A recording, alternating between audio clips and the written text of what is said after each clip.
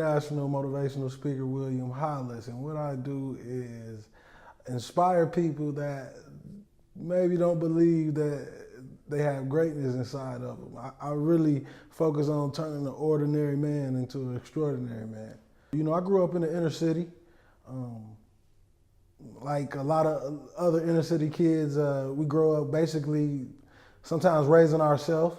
My mother was a drug addict. My father was he was in the street most of my life. Most of my role models was heroin dealers. You feel what I'm saying? I grew up around a lot of chaos, you know, in a city called Pontiac, Michigan. And it was just generational curses, a lot of trials and tribulations. But like I said, I got this saying, and I believe it wholeheartedly, that the best gifts come from the bottom, man. And we really breed great people. My whole life, man, I never really had a chance to be a kid. I always was fighting, you know, to save my mom's life. I always, you know, knew that I was gonna have to become a man before I became a man. And I had learned a lot of things through life. You know, I tell people a man is not really a man by age. I think a man is a man by experience. And when I walked into that school, I was having suicidal thoughts. I didn't want to live no more. My mom had passed of a heroin overdose. You know, I was homeless. I had nobody. The best example I can say is it's like that movie Life. You know, at the end of that movie when all those people start to disappear, that was me. Like everybody I know was gone. And I was young. You know, I just didn't have any hope. And I wanted to give a message to the kids before I took my life. I had the gun. I had everything to take my life. And, you know, when I walked out that school, 5 minutes later, they called me and they said, "Will, how much you charge to speak?" I had to make a price up on the fly. I said like $120 or something like that. And after that, Queen, I was doing assembly after assembly. Got called to do the Jacksonville Jaguars event with Alan Hearns and his mother and the mothers of the Jacksonville Jaguars. And went over 50 million views on YouTube. Today, we 60 million views on YouTube.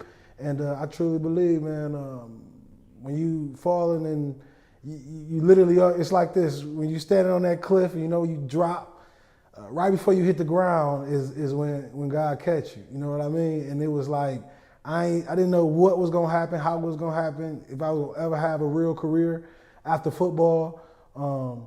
It just is a true a testament to God, man. He literally has used me. I just spoke and He did what He did. You got to understand this. I had to realize that when people die, mothers don't rest in peace when they still got babies on the earth and they got kids walking the earth and they still want to teach them things. They rest in us. And every day we live, every day we wake up and we rise to go do our things that we love to do, they living through us. So whatever you do for the rest of your life, make sure you wake up with a purpose and understand that every day that you do something phenomenal, that person, that loved one that you lost, they're doing it with you. They live through you.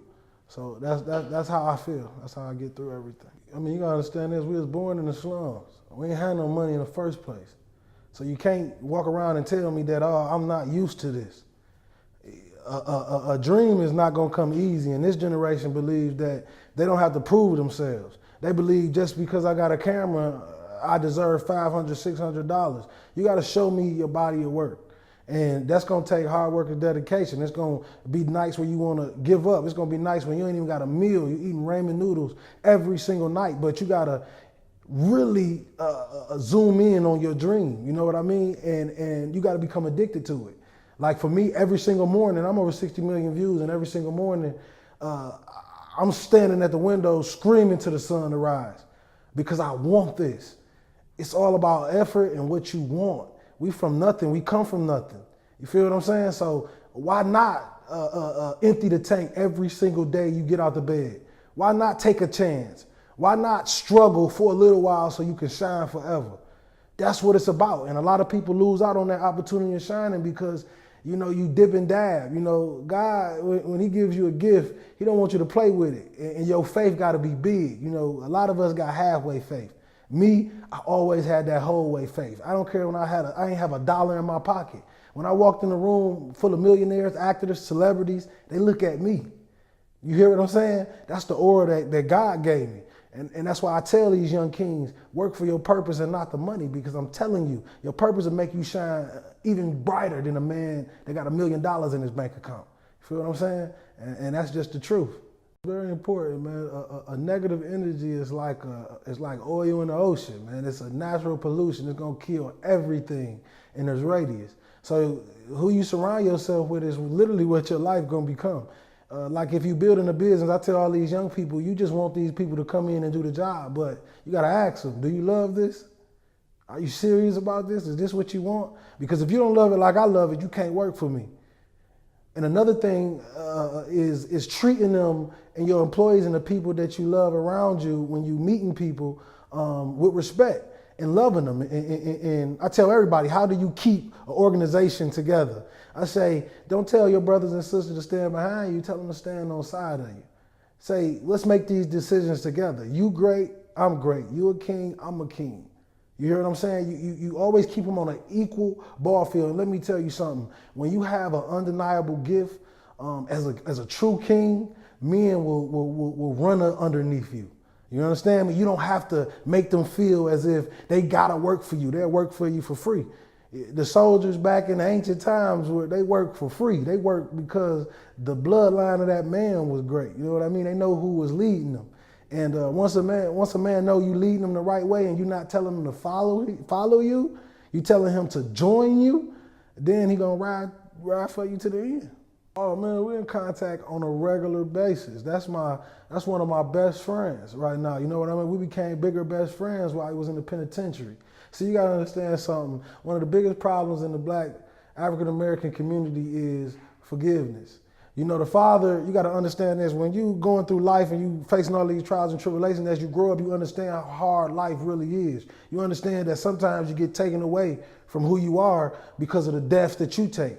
You can't measure how tough a person is or how strong a person is. So when my father had me, I tell all these young kings, be thankful that your father even birthed you, gave you a chance to be the greatest. No matter if he left you or he stayed, if he gave you a few gems, he gave you what God wanted him to give you.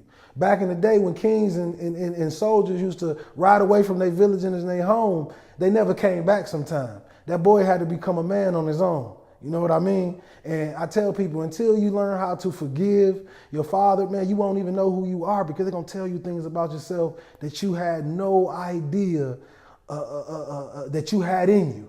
And some people look at their fathers and say, like my father, you see him and you think he was this killer, you think he was this robber. But my father was an All-American at the University of Indiana. You know what I mean? He was something.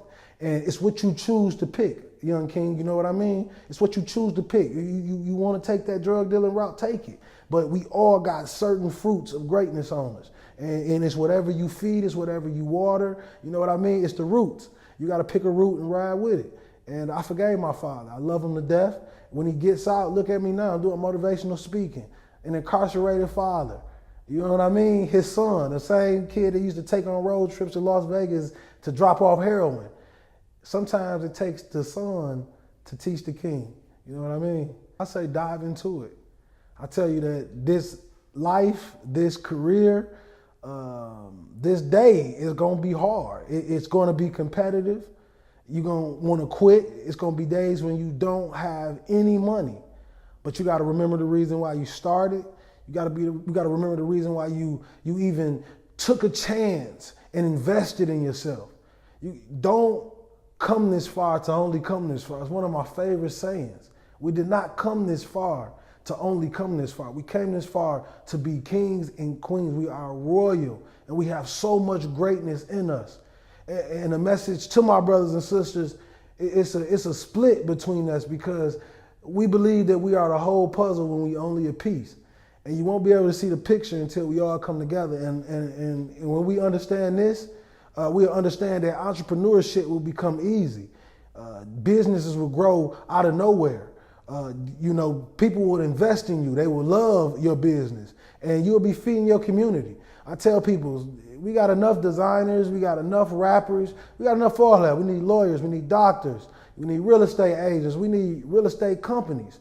We need sports channels. We need all of these things. And that's for this generation, that's what we pushing. We pushing self-righteousness. You know what I mean? We are kings. My mission at 28 years old today is to eliminate the NIGGA word and install a king mindset. I want us to be kings and queens. It just sounds better. What's going on, my king? What's going on, my queen? That's what we are. They just called us something that they try to make it stick to us, but it's not who we are. It's not our DNA. It's a saying that I say, and I want to leave you guys with it. One day I was walking, and I started to become weak. I heard echoes from a crowd saying that I'm nothing. I'm the same thing as the things that lay underneath my feet. But one day I was walking in the projects, and I looked up and I saw my dreams. And this was the day I realized that my dreams never lived down there. This was the day I realized that they tried to hide my crown that they gave me a long time ago. And this is when I understand that a king is not a king by the crown he wears, but a king is a king by his bloodline. So young kings and young queens, when you hit the streets and when you wake up every single day and understand this life is short, before you die, you make sure